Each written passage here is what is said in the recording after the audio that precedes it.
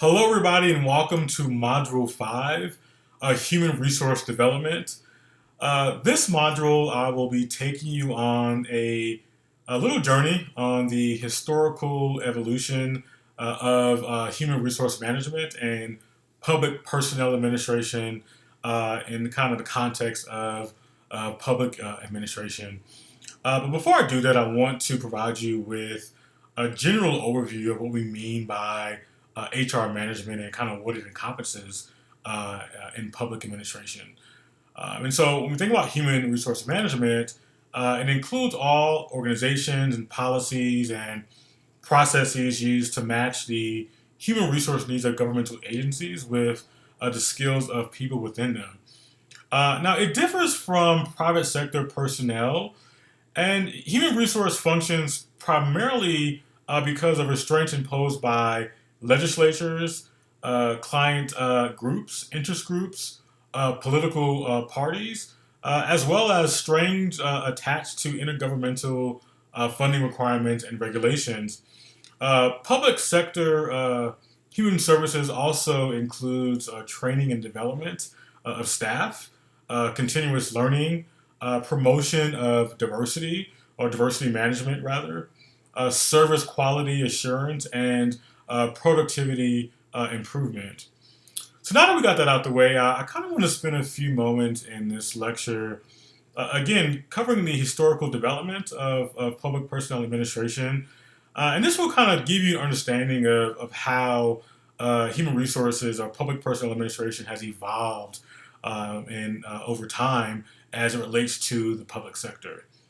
So, the evolution of national, state, and local civil services can be divided into distinct overlapping historical periods.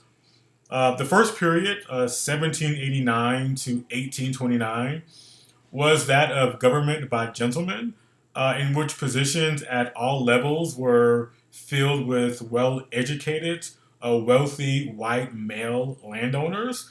And also during this period, nepotism was rampant, and so people were hiring their sons and daughters and cousins and aunties and uncles.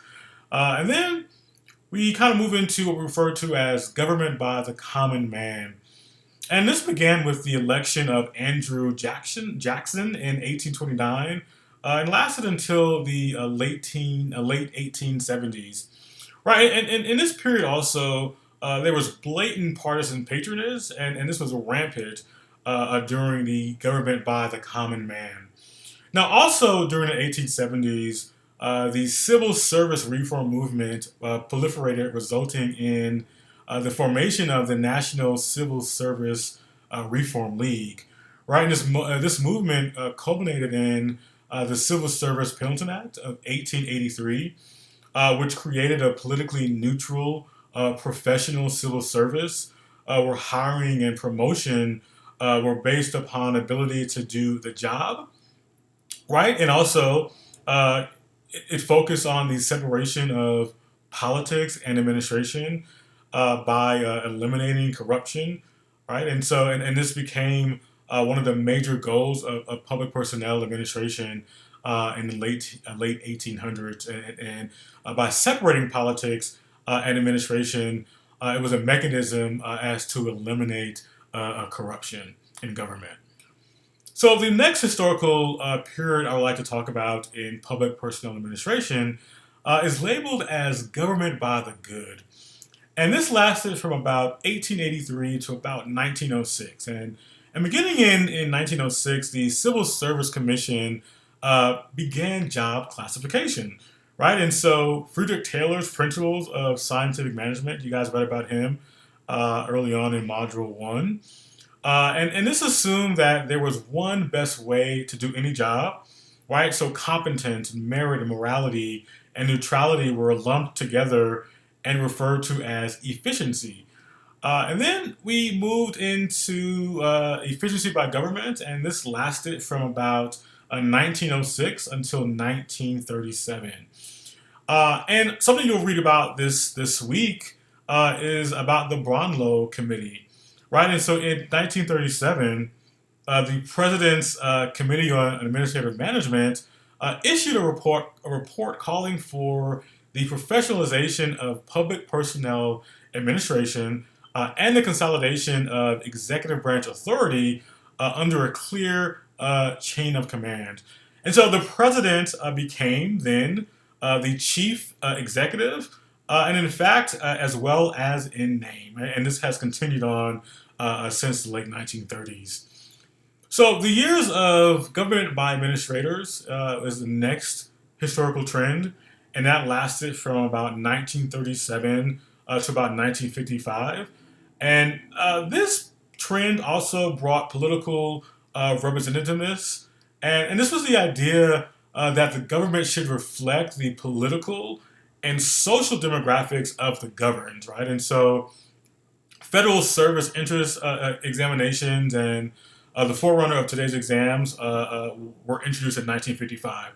Now, again, let's keep in mind, we have to think about kind of what was happening too in between 1937 and 1955, and even though democratic values of representation were being echoed throughout the land, again, this didn't provide certain accommodations for people of color, right? So even though this was meant to better reflect the political and social demographics of the governed, it left out a huge sector of the population, and that was African Americans.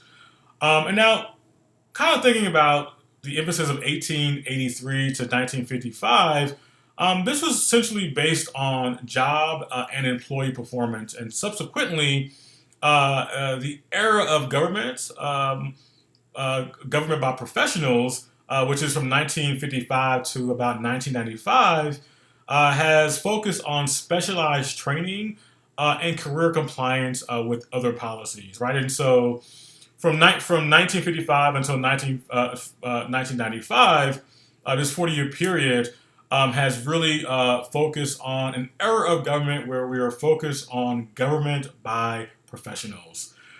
Now, I don't want to forget that government by professionals also focused on equal opportunity, right? And so the concept of equal employment emerged during the civil rights era to make minorities and women equal to their white male counterparts.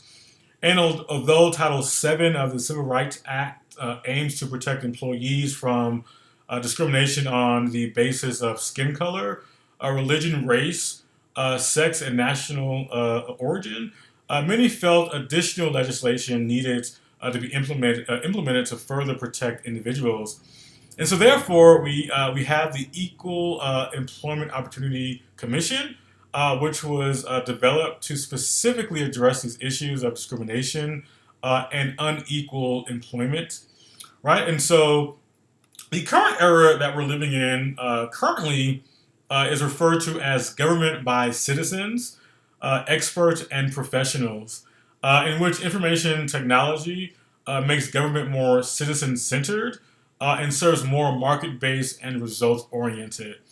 Right, and so again, there also have been other major contemporary developments in public personnel administration that you'll read about this week at the national level. I also want to make mention of the Civil Service Reform Act of 1978, which created the Merit Systems Protection Board and the Office of Personnel Management, and abolished the Civil Service Commission, and also delegated personnel administration to agencies and streamlined procedures to dismiss employees. Now, this act is really important too because it also strengthened protections for whistleblowers, established a comprehensive statutory framework for conducting labor management relations. It created a merit system for middle level managers based on performance instead of tenure.